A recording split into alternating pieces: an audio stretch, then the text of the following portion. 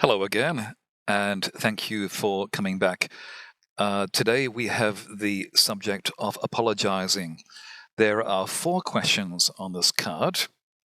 The first 2 don't require so much creative or critical thinking, but certainly the final 2, that's questions 3 and 4, will require you to think more deeply.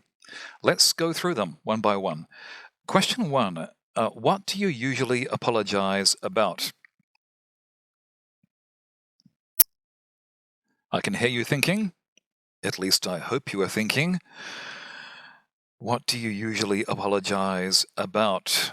And let's also check the pronunciation on that before we move on.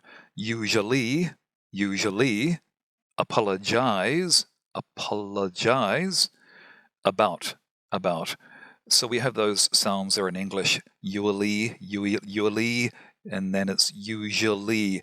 I know that many Chinese people up around Beijing area of China have troubles with this word usually. They usually say usually, and that's okay for actually practicing some of the pronunciation of that. But of course, overall, the pronunciation is not correct. We need to say usually, but also make sure you get that usually at the end of it. But usually, and then I apologize. I apologize. Then ow, about. Okay, maybe now you've had some time to think. What do you usually apologize about? Now, the problem that many people will have with this question is that they will think too much.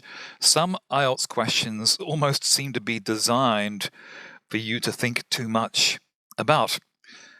My advice here would be to keep things simple, and that's easier said than done. Easier said than done means that it's not so easy to keep things simple when you are, on one hand, trying so hard to do a good job, but on the other hand, trying to keep things simple. But okay, let's try to keep things very simple. For me, I would answer this question in terms of bumping into people. It could be bumping into people on the escalator, the stairs, or bumping into people as I walk through a shop door or a department store door. Now, that may not be true for you, but it's a good example of keeping things simple. And the more IELTS cards you practice, the more you practice IELTS, the more you will have opportunities to keep things simple. And that actually becomes a skill, keeping things simple. So for me, I would say the answer to question 1 would be, well, I usually apologize to people if I hit them by mistake, or if I have a collision with them, if I collide with them by mistake. I don't know if you know the word collision or collide, but certainly you can use the word if you hit them by mistake.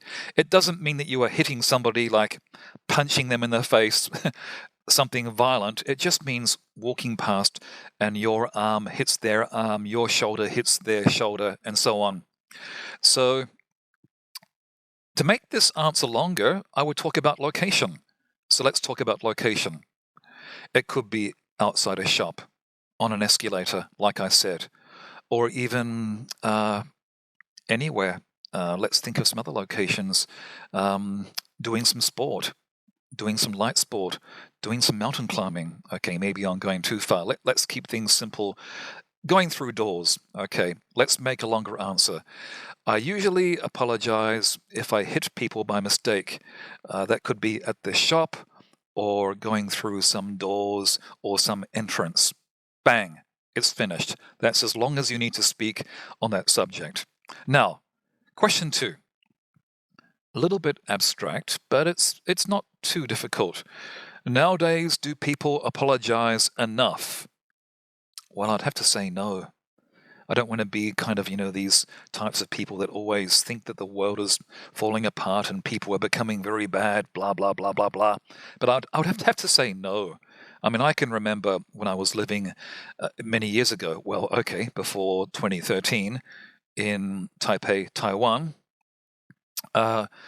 people would hit me on the escalator by mistake.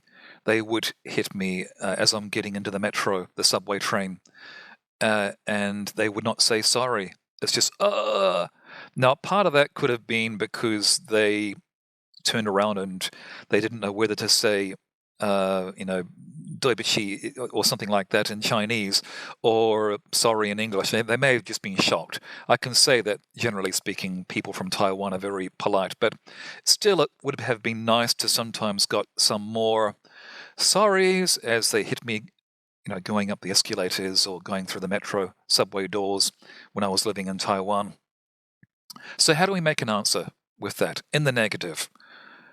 Unfortunately, I don't think people say sorry enough nowadays. Or you could say, I don't think people apologize enough nowadays. Then you can maybe offer a reason. You could say it's probably a reflection on our fast-paced lifestyle. Or you could really be negative and say it's probably a reflection upon our terrible education system. People are not taught to apologize at school, and they grow up and enter society with the same behavior. Well, there's all sorts of ideas there, but I think I've done a pretty good job at letting you know how you can approach that. Now, I told you that questions 3 and 4 would be abstract. They are. When do people need to offer a fake apology? The same rule applies here as question 1. Try not to think too much. If you think too much, your brain is sort of going to be silently going and maybe the words coming from your mouth may also be if you think too much with some of these questions. Incidentally, I often have to laugh because the Chinese word for is nigger, which could get you into trouble in some countries. And the Japanese word, which you may have heard on some Japanese TV dramas for is eto. It just means in Japanese. Whatever country you come from, whether it's Cambodia or Laos or Japan or China, it's best to keep those ums and ahs inside your head. Try not to verbalize them. And also, as I said, generally don't think too much. So we're still working on question number 3. By now, maybe you've had time to study it. When do you need to offer a fake apology? Well, think of stereotypes. Think of typical situations or common situations. Those typical or common situations can often become stereotypes. It could be a party. It could be related to your work. And I'm talking about refusing an invitation to a party or a date, or refusing an invitation to your work, or maybe an excuse or a reason about why you were late for work or why you can't come to work that day. I'm so sorry, boss. My grandmother died again for the 20th time. My dog just died again. And of course, the classic British school children's apology. I'm so sorry, teacher. The dog ate my homework again. So, but I think it's fairly straightforward. Although on one hand it's abstract, once you keep it simple, it does become simple. As I said, it's a matter of getting into the keeping it simple answering pattern habit. Oh my goodness, the keeping it simple answering pattern habit. Well, I'm sure your English is good enough to understand what I'm talking about here. Number 4 question. Is there a difference between apologizing to family members compared to others? Now, as you think about that question, I'm going to tell you a personal story of mine. I'm not married, but I've certainly had girlfriends, 4 major long-term girlfriends. Okay, what's a long-term girlfriend? 2 or 3 years is a long-term girlfriend, one from Taiwan and one from mainland China.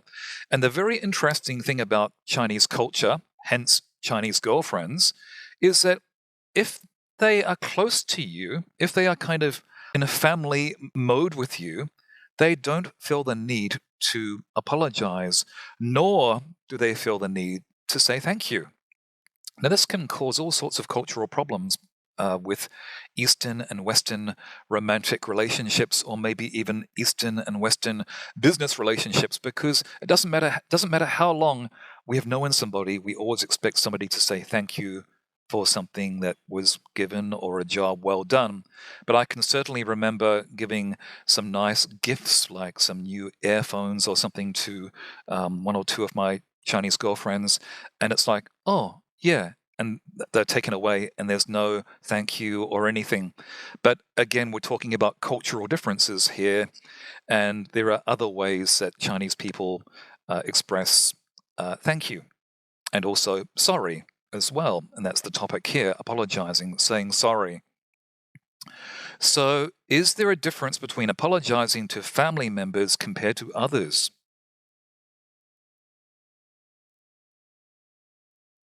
It's a tough question, isn't it? And no wonder it's question number 4, because it is definitely the most abstract question. So, what do you do here? If your mind is blank, what do you do here? Well, you need to use some filler words like, I think, la la la la la.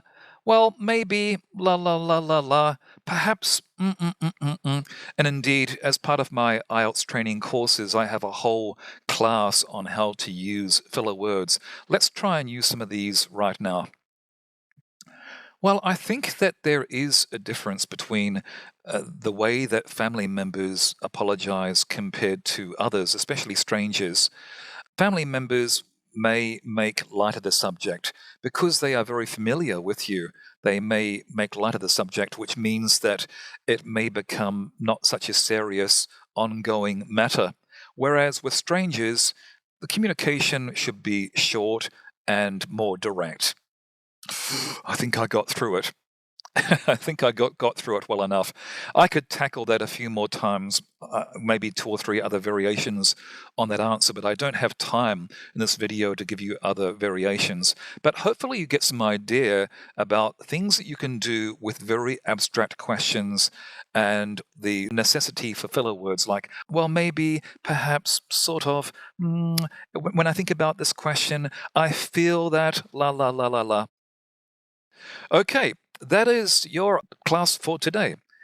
Thanks for being with me, and I'll see you again next time.